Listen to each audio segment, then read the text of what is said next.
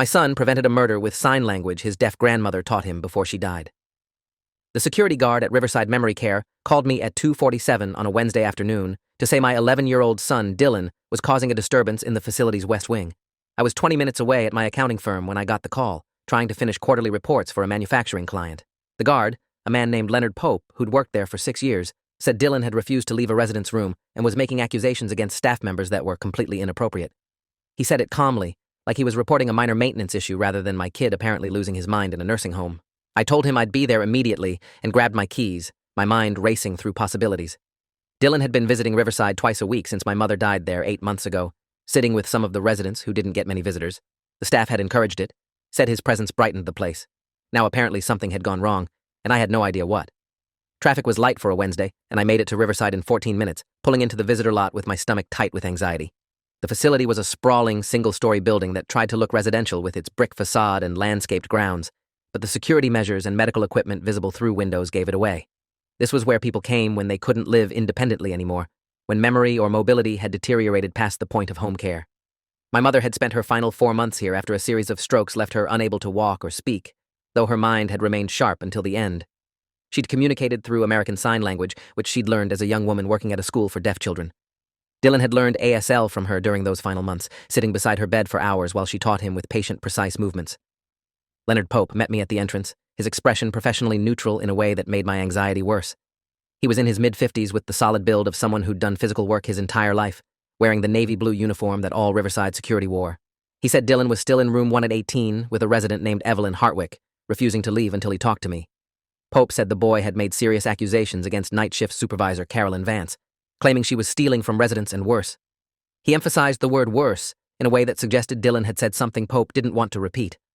I asked what exactly Dylan claimed to have witnessed, and Pope shifted uncomfortably before saying my son insisted a resident was in danger, that Carolyn Vance was planning to kill someone. The way he said it made clear he thought Dylan was either lying or confused, that this was a child's overactive imagination rather than a credible report. I felt my face flush with embarrassment mixed with confusion because Dylan wasn't the type to make wild accusations. He was quiet and thoughtful, the kind of kid who observed more than he spoke. We walked through the facility's main corridor past common areas where residents sat watching television or sleeping in wheelchairs. The smell of industrial cleaning solution mixed with something harder to identify, the accumulated scent of age and decline that no amount of air freshener could mask. Pope led me to room 118 and knocked twice before opening the door. Dylan was sitting beside the bed of an elderly woman I'd never seen before, his hands moving in rapid ASL signs. The woman was responding with her own signs, slower but clear. Dylan looked up when I entered, relief flooding his face. He started signing rapidly, then caught himself and spoke aloud.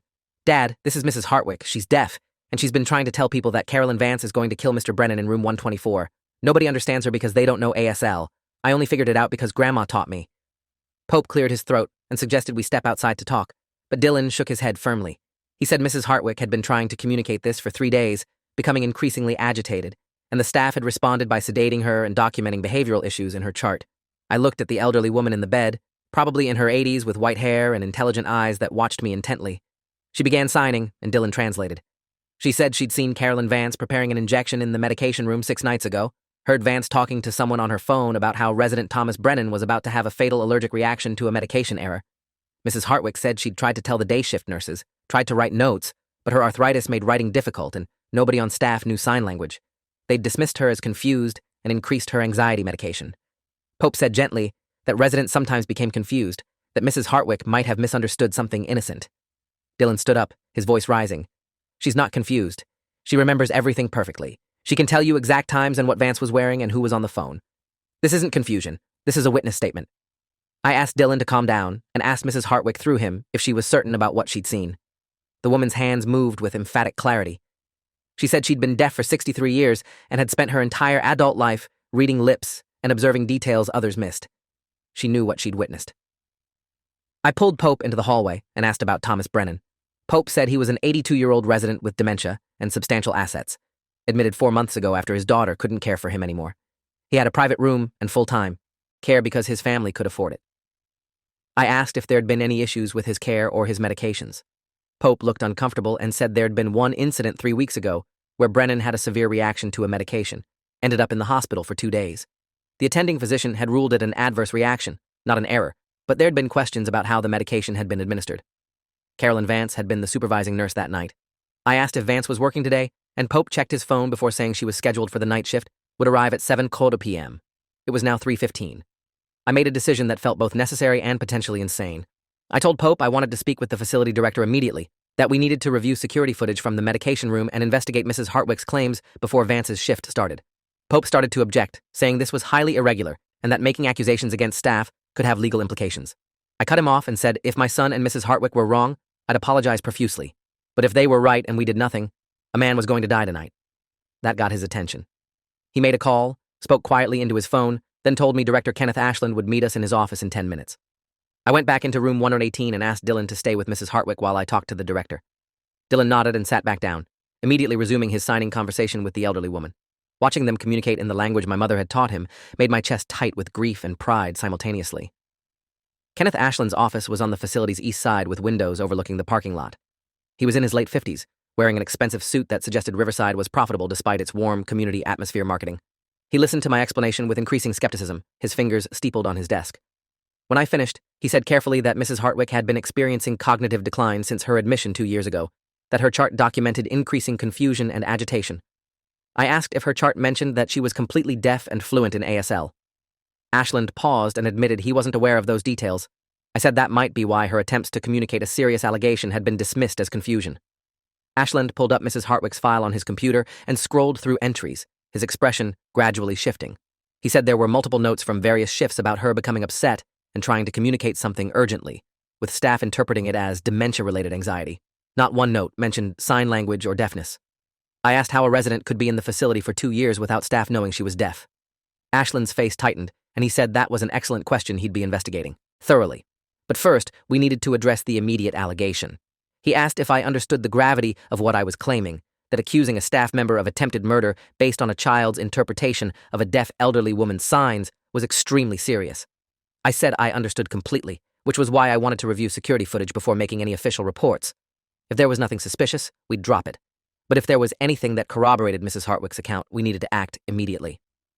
Ashland called his IT administrator, a young man named Kevin Reeves, who managed the facility's extensive security system. Reeves arrived within minutes, carrying a laptop and looking nervous about being summoned to the director's office. Ashland explained we needed to review footage from the medication room from 6 nights ago, specifically between 10:01 p.m. and 2:00 a.m. Reeves set up his laptop and pulled up the archived footage. The medication room was a small, secure space where nurses prepared injections and sorted pills under bright fluorescent lights. The camera angle covered most of the room except for a small corner near the drug safe. We watched at double speed as various nurses came and went, preparing medications and documenting their work. At 11:43 p.m., Carolyn Vance entered. She was a heavy woman in her early 40s with short blonde hair and the efficient movements of someone who'd done this job for years. She prepared an injection, but instead of documenting it immediately, she pulled out her phone and made a call. We couldn't hear the audio because the medication room cameras didn't record sound, just video. But we could see Vance talking while holding the syringe, her expression serious. The conversation lasted 97 seconds. When it ended, she prepared a second identical injection, documented both in the system, then left the room carrying both syringes. Ashland said that wasn't necessarily suspicious, that nurses often prepared multiple medications at once, but his voice had lost its certainty. I asked Reeves to pull up the hallway footage showing where Vance went after leaving the medication room. We watched her walk directly to room 124, Thomas Brennan's room, and enter. She emerged 6 minutes later carrying only one syringe. Reeves pulled up the footage from inside Brennan's room, which showed Vance administering an injection and updating his chart on the room's computer terminal. Everything looked routine and professional. I asked what happened to the second syringe. Ashland leaned closer to the screen, his jaw tight. Reeves rewound the medication room footage and enhanced the image. Both syringes were identical, prepared from the same medication vial, labeled with Brennan's name and room number, but Vance had only administered one. I asked Reeves to follow Vance's movements for the rest of her shift. We watched her return to the medication room at 12:05 a.m. and dispose of the second syringe in the medical waste container, standard procedure for unused medications. But something felt wrong about the timeline and her behavior. Ashland asked Reeves to pull up Brennan's medication records from that night. The system showed one injection administered at 11:49 p.m. documented by Vance. I asked if there was any legitimate reason to prepare 2 identical injections. Ashland said no, that nurses prepared exactly what was prescribed and documented everything meticulously. Preparing an extra dose without documentation was a violation of protocol at minimum. I asked what medication Vance had prepared. Ashland checked the records, and his face went pale. It was diazepam, a sedative that Brennan was allergic to according to his chart. a severe allergy that had been documented at admission and flagged in red throughout his file. Vance had prepared 2 doses of a medication that could kill her patient, administered one, then disposed of the other. And 3 weeks later, Brennan had been hospitalized after a severe allergic reaction to a medication. Ashland stood up abruptly and told Reeves to copy all relevant footage immediately and secure it on an external drive. He told Pope to call the police and asked for detectives who handled elder abuse cases. Then he called the facility's legal counsel and explained the situation in terse, precise language. I asked if we should warn Thomas Brennan's family. Ashland said yes, but carefully, because we didn't yet have confirmation that Vance had actually administered the diazepam. The hospitalization 3 weeks ago might have been unrelated, but we needed to investigate before her shift started tonight. Pope returned and said 2 detectives were en route, estimated arrival in 20 minutes. Detective Sergeant Lisa Kowalski and her partner Detective Raymond Park from the Elder Abuse Unit. Ashland asked me to bring Dylan and Mrs. Hartwick to the conference room so they could give statements. I found them still in room 118, Dylan teaching Mrs. Hartwick a new sign he'd learned from watching online tutorials. The woman's face lit up when she saw me, her hands moving rapidly. Dylan translated. She was asking if anyone believed her now. I signed slowly, using the limited ASL my mother had taught me before she became too weak. I told her yes, we believed her, and the police were coming. Mrs. Hartwick's eyes filled with tears, and she signed back. Thank you. I thought I would die here without anyone understanding me. Dylan helped her into her wheelchair, and we made our way to the conference room. Other residents watched us pass with varying degrees of awareness, some tracking our movement with sharp eyes, others lost in their own internal worlds. I wondered how many of them had tried to communicate important things that staff had dismissed as confusion. Detective Kowalski arrived first, a compact woman in her mid-40s with graying hair pulled back severely and eyes that had seen too much human cruelty. Her partner, Raymond Park, was younger, maybe early 30s, with the careful attention to detail that marked good investigators. They listened to Dylan's account while Mrs. Hartwick signed her statement and Dylan translated, his voice steady and mature beyond his 11 years. Kowalski asked Dylan how he'd learned ASL and why he was visiting Riverside so regularly. He explained about his grandmother, how she'd spent her final months teaching him because she wanted him to understand that communication was more than just words, that some people needed different languages to be heard, and learning those languages was an act of love and respect. My mother had said that to him repeatedly during their sessions, signing it with emphasis. Dylan had taken it to heart, practicing hours every day even after she died. Kowalski asked Mrs. Hartwick detailed questions about what she'd witnessed, and the elderly woman answered with precise clarity. She described Carolyn Vance's clothing, the exact time shown on the medication room clock, the serious expression on Vance's face during the phone call, the way she'd prepared both syringes with identical care.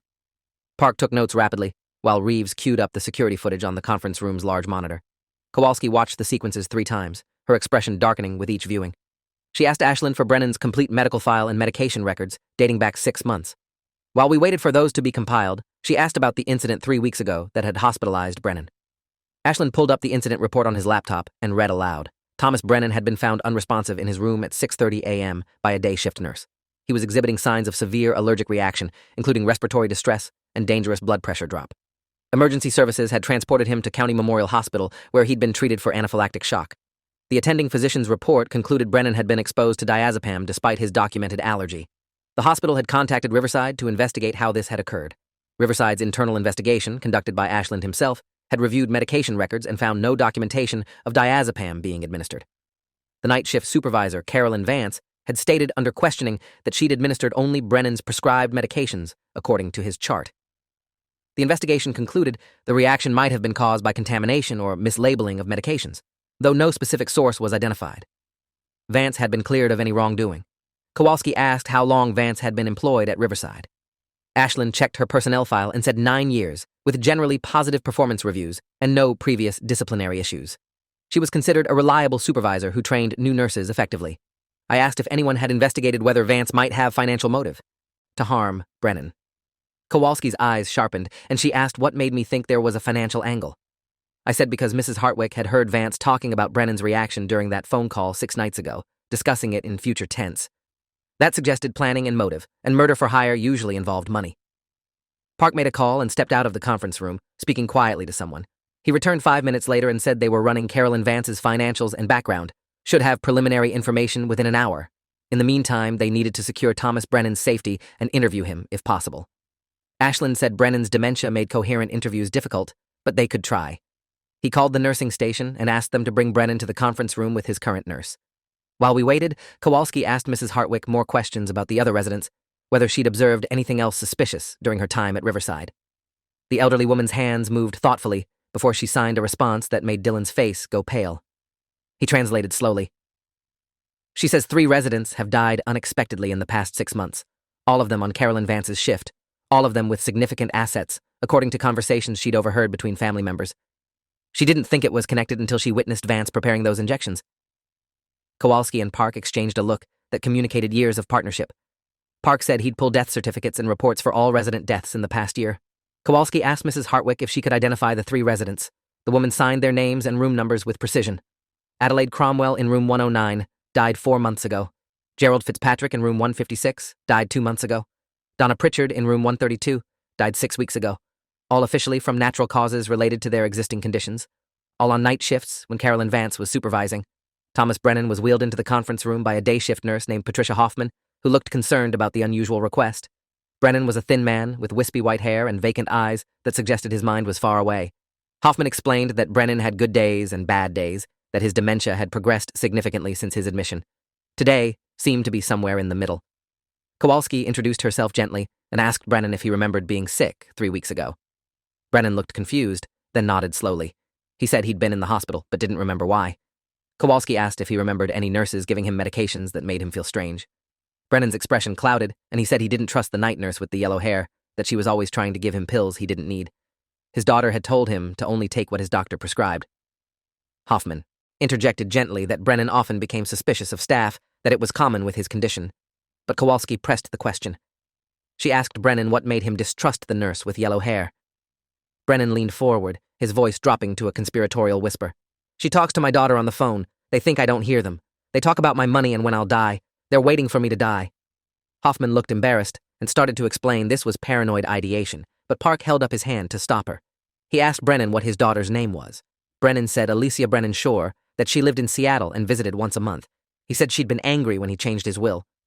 Ashland pulled up Brennan's family contact information and confirmed his daughter was indeed Alicia Brennan Shore, living in Seattle, listed as his medical power of attorney and primary beneficiary. Park asked Brennan about the will change. The old man's eyes cleared slightly, and he said he'd changed it 6 months ago after his daughter started pressuring him to move into Riverside. She'd wanted him to sell his house and use the money for his care, but he'd refused. He'd changed his will to leave everything to his younger son, Michael Brennan, who lived in California and never asked him for anything. Alicia had been furious, said she'd been counting on that inheritance to pay off debts. Brennan said his lawyer had handled everything properly, but Alicia had kept pushing him to change it back. When his dementia got worse and he ended up at Riverside anyway, Alicia had visited constantly at first, always talking about money and expenses and how much his care was costing. Then the visits became less frequent, but she called the facility often to check on him. Hoffman confirmed that Alicia Brennan Shore called regularly, usually asking to speak with the night shift supervisor about her father's condition and medications, usually asking for Carolyn Vance specifically. Kowalski asked Hoffman if she found that unusual. Hoffman admitted she'd thought it was odd, but assumed Vance and Alicia had developed a rapport. Now, hearing it in this context, it sounded different. Park was already on his phone, pulling records on Alicia Brennan Shore. He stepped out again, and we could hear him making rapid calls to other investigators. Kowalski told Ashland they needed to secure Brennan immediately, move him to a different facility if possible, under police protection, until they sorted this out. Park returned with his phone in hand, his expression grim. He said Alicia Brennan Shore had filed for bankruptcy 8 months ago, with debts exceeding $400,000, mostly from failed business ventures and gambling losses. Her financial situation was desperate. Meanwhile, her father's estate was valued at approximately $2.8 million, including his house, investments, and life insurance. But 6 months ago, Thomas Brennan had indeed changed his will, leaving everything to his son, Michael, except for a token $10,000 to Alicia. Park said the timing was interesting. Brennan changed his will, moved into Riverside shortly after, and 3 months later had his first near-fatal allergic reaction. Now Carolyn Vance had been caught on camera preparing a second dose of the same medication that nearly killed him. Kowalski asked Ashland to pull phone records for the facility's main line, showing all calls with Alicia Brennan Shore. Ashland said he'd need a warrant for that. Kowalski made a call, spoke briefly, then said a warrant was being expedited. In the meantime, they needed to bring Carolyn Vance in for questioning before her shift started. Park checked his watch and said it was now 5:45 p.m. Vance was scheduled to arrive at 7 Dow. They had just over an hour to prepare. Kowalski decided to let Vance arrive as scheduled and take her into custody then, rather than risk tipping her off. She asked Ashland to act normally, not to alert any staff members about the investigation. Ashland agreed, though he looked shaken by the implications. If Vance had murdered 3 residents and attempted to kill a 4th, all on his watch, Riverside's reputation and his career were finished. I asked if Dylan and I should leave. Kowalski said she'd need Dylan to give a formal statement, but after that we could go. She thanked him for his attention to Mrs. Hartwick's distress and for having the courage to report it. Dylan sat with Mrs. Hartwick while a department stenographer recorded his statement in detail. He described visiting Riverside regularly since his grandmother's death, sitting with residents who seemed lonely, trying to practice his ASL with anyone who knew it. Mrs. Hartwick had been the first deaf person he'd met, besides his grandmother. He'd introduced himself in sign language 3 weeks ago, and she'd been overjoyed to have someone who could understand her. They'd talked about everything: her life before Riverside, her career as a librarian, her children who visited rarely. 2 days ago, she'd seemed agitated, signing frantically about something dangerous happening. Dylan had asked her to slow down and explain clearly. She'd told him about witnessing Carolyn Vance in the medication room, about the phone call and the 2 syringes, about her certainty that someone was going to be killed. Dylan said he'd tried to tell a nurse, but she'd dismissed him as a child playing with an old woman who was confused. He'd tried again with another staff member and gotten the same response. So he'd come back today determined to find someone who would listen, even if it meant causing a disturbance. The stenographer typed everything, and Kowalski reviewed the statement before having Dylan sign it. She told him he'd potentially saved a man's life and helped expose what might be a serial killer. Dylan looked uncomfortable with the praise. He said his grandmother had taught him that communication was about paying attention to what people were actually saying, not what we assumed they meant. Mrs. Hartwick had been saying someone was in danger, and it wasn't fair that nobody listened to her just because she used a different language. At 6:50 p.m., Kowalski positioned plainclothes officers throughout Riverside's parking lot and entrance. Park was in an unmarked car near the employee entrance with 2 additional detectives. The plan was to let Vance enter the building and then take her into custody in Ashland's office under the pretense of a routine administrative meeting. Carolyn Vance arrived at 6:58 p.m., parking her silver Lexus in the employee lot and walking into the building with the confidence of someone who had no idea her world was about to collapse. Pope intercepted her near the time clock and said Director Ashland needed to see her urgently about a medication inventory issue. Vance followed him to Ashland's office, looking annoyed but not suspicious. The moment she entered and saw Kowalski and Park waiting, her expression shifted. Kowalski identified herself and said they had questions about Thomas Brennan's care. Vance's first words were a demand for a lawyer, which told us everything. Someone with nothing to hide would have asked what this was about or expressed concern for her patient. Demanding a lawyer immediately suggested consciousness of guilt. Kowalski arrested her anyway, reading her rights while Park documented everything on his phone. Vance stayed silent as they let her out through the employee entrance to avoid disturbing residents. I watched from Ashland's office window as they put her in the unmarked car, her face pale and set. Whatever she'd been planning for tonight wouldn't happen now. Thomas Brennan would live, at least for whatever time his dementia and age allowed him naturally.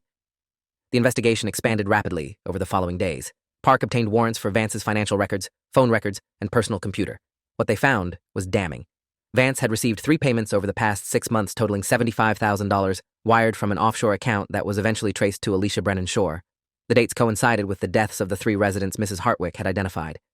Vance's bank statements showed large deposits that she'd explained away in previous tax filings as inheritance from a deceased aunt. That aunt turned out to be fictional. The investigators pulled records from Vance's work computer and found deleted emails between her and Alicia Brennan Shore discussing Thomas Brennan's care in coded language that became transparent once investigators understood the context. Phrases about making him comfortable and helping him find peace were actually discussions about timing and methods. Phone records showed Vance and Alicia had spoken 43 times in the past 6 months, usually late at night after Vance's shifts. The forensic analysis of the 3 previous deaths revealed inconsistencies that had been overlooked or explained away at the time. Adelaide Cromwell had died of respiratory failure attributed to pneumonia, but she'd received an unusual dose of sedatives the night she died. Gerald Fitzpatrick had died of cardiac arrest attributed to heart disease, but his potassium levels had been abnormally high. Donna Pritchard had died of stroke attributed to her hypertension, but she'd been given medications that interacted dangerously, despite her chart clearly showing contraindications. In each case, Carolyn Vance had been the supervising nurse. The connection between the victims emerged when investigators dug into their estates. All 3 had substantial assets and complicated family dynamics. Adelaide Cromwell's son had been in financial distress and inherited $400,000. Gerald Fitzpatrick's nephew had been facing foreclosure and inherited $180,000. Donna Pritchard's daughter had been underwater on business loans and inherited $290,000. In each case, the beneficiary had suddenly come into money shortly after their elderly relative died unexpectedly, but not suspiciously enough to trigger investigation. Detectives interviewed all 3 beneficiaries, and under pressure, 2 of them broke. Fitzpatrick's nephew and Pritchard's daughter both admitted they'd been approached by someone offering to help their elderly relatives pass peacefully for a fee. They'd been desperate and rationalized it as mercy killing, as sparing their relatives from prolonged suffering. They'd paid through offshore transfers and never met their contact in person, but phone records eventually connected them to Alicia Brennan Shore, who had been running the operation. Shore would identify wealthy elderly residents with desperate relatives, approach those relatives with the proposal, then contract Vance to carry out the actual killings. Shore took 60% of the fee, Vance got 40%. It was a murder-for-hire ring operating inside a nursing home, targeting the most vulnerable people who trusted their caregivers completely. The scope of it was horrifying. Investigators suspected there might be more victims going back years, but proving it would require examining deaths at every facility where Vance had worked. Alicia Brennan Shore was arrested in Seattle 2 days after Vance, caught trying to board a flight to Costa Rica with $150,000 in cash and false identification. She initially maintained her innocence, but when confronted with the offshore account records and phone transcripts, she demanded a plea deal. She claimed she'd never intended for it to become this, that it had started with just her father. She'd been drowning in debt after her third business failure, and her father's refusal to help her financially had made her desperate. She'd met Carolyn Vance at a family support meeting at Riverside, where they'd commiserated about the financial burdens of elder care. Vance had made an offhand comment about how some families would pay good money to speed up nature's timeline. Alicia had thought she was joking at first, but Vance had been serious. They'd started planning Thomas Brennan's death carefully, but the first attempt had failed when another nurse had found him in distress too quickly. After that failure, Vance had suggested expanding the operation, that they could make substantial money helping other desperate families. Alicia had built a network through online forums and support groups where struggling caregivers gathered. She'd identify potential clients and pitch the service as compassionate end-of-life assistance. Most people refused with horror, but some were desperate enough to listen.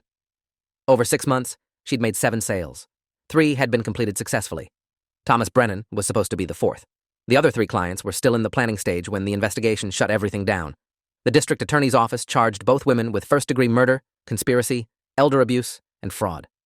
The case was airtight, with financial records, communications, testimony from co-conspirators, and security footage all pointing to systematic premeditated killing.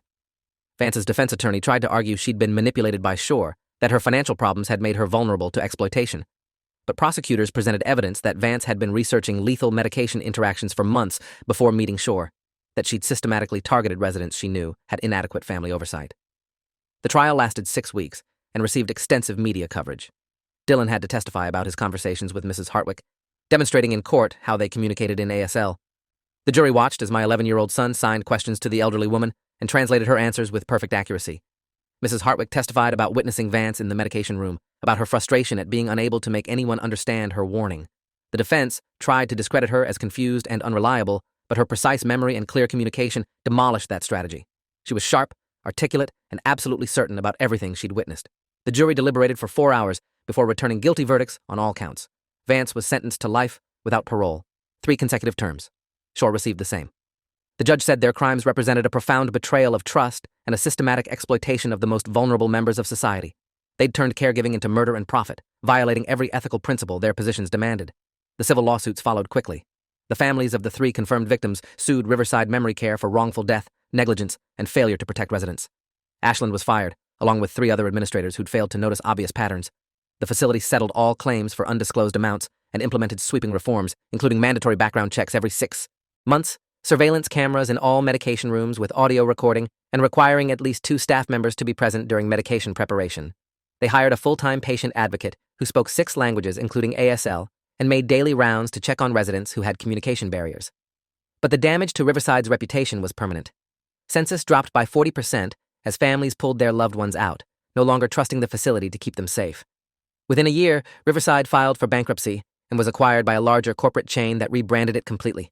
For me, the aftermath was complicated.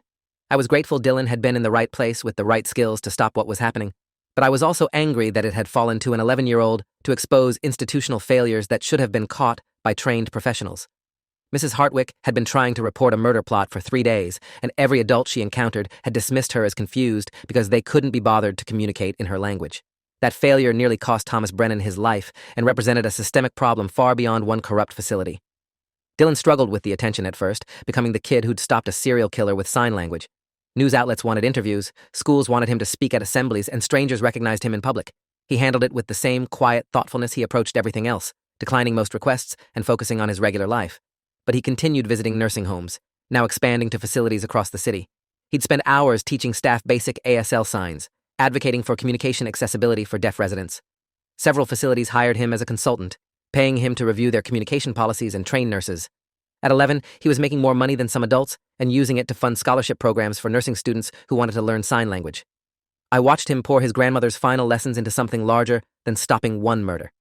He was changing how institutions thought about communication and vulnerability. Mrs. Hartwick moved to a different facility after the trial, one that specialized in deaf elderly care with full-time ASL interpreters on staff. Dylan visited her weekly, bringing books in large print that she could still read and practicing complex signs she taught him. She became a second grandmother to him in many ways, continuing the education my mother had started. She told me once through Dylan's translation that my mother would be proud of how her grandson had used what she taught him. That the greatest gift we can give is teaching someone to hear what others cannot. Thomas Brennan lived another 8 months before his dementia finally progressed beyond what medicine could manage.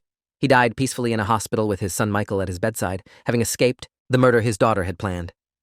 His estate went to Michael as he'd intended, though Michael donated a significant portion to elder abuse prevention programs in his father's name. Alicia Brennan Shore sent her brother a letter from prison apologizing for everything, but Michael returned it unopened. The investigation into Carolyn Vance's employment history revealed she'd worked at 4 other facilities over her 9 years as a nurse. Cold case detectives began reviewing deaths at each location, looking for similar patterns. They found 6 more suspicious cases where wealthy residents had died unexpectedly with desperate relatives who'd suddenly come into money. 3 of those families eventually admitted they'd paid for the service through intermediaries, never knowing the full scope of the operation. Vance's total victim count reached 9 confirmed murders with 3 additional suspected cases that couldn't be proven. She'd been killing elderly people for hire for at least 4 years before Mrs. Hartwick witnessed her preparing those syringes. The depth of her predation and the length of time she'd operated undetected raised serious questions about oversight and accountability in elder care facilities nationwide. Congressional hearings followed, with reform legislation proposed to increase monitoring, improve reporting requirements, and mandate communication accessibility standards. Dylan was invited to testify before a Senate committee about his experience, explaining through tears how his grandmother had taught him that everyone deserves to be heard and understood, that creating barriers to communication is a form of violence against vulnerable people who already struggle to advocate for themselves. His testimony went viral, sparking national conversation about how we treat elderly and disabled people in institutional settings. Several states passed laws requiring facilities to have staff trained in multiple communication methods and to document residents' preferred communication styles in their charts. 2 years after everything, Dylan is 13 now and has become a passionate advocate for accessibility and communication rights. He's fluent in ASL at a near-native level, having spent hundreds of hours practicing and studying. He's also learned basic Spanish Sign Language and British Sign Language, expanding his ability to communicate across cultures. He volunteers at schools for deaf children, teaching hearing kids how to sign and building bridges between communities. Several colleges have already reached out about scholarships, impressed by his advocacy work and linguistic abilities. But he's still just a kid who misses his grandmother and wishes she could see how far her final lessons have traveled. I think about my mother often, about the 4 months she spent teaching Dylan while I thought they were just spending quality time together. She'd known her time was short and had chosen to give him something more valuable than memories. She'd given him a skill that would save lives and a perspective that would change how he saw the world. Her final act of love was preparing him to hear people that others ignored, to notice vulnerability that others dismissed, to act when it would have been easier to walk away. That legacy continues in everything Dylan does now. Every resident he visits, every nurse he trains, every policy he influences traces back to those afternoons in my mother's room at Riverside when she taught him to communicate with his hands instead of his voice. She couldn't have known her lessons would stop a murder or bring down a serial killer or spark national reform, but she'd known they would matter, that language is power and understanding is responsibility. Dylan carries that knowledge forward, honoring her memory by refusing to let anyone's voice go unheard. We visit her grave on the anniversary of her death, and Dylan signs a message to her before we leave. He thanks her for everything she taught him and promises to keep using it to help people who need someone to listen. If you enjoyed this, you'll definitely want to see the next ones too. So subscribe now and let me know your take in the comments.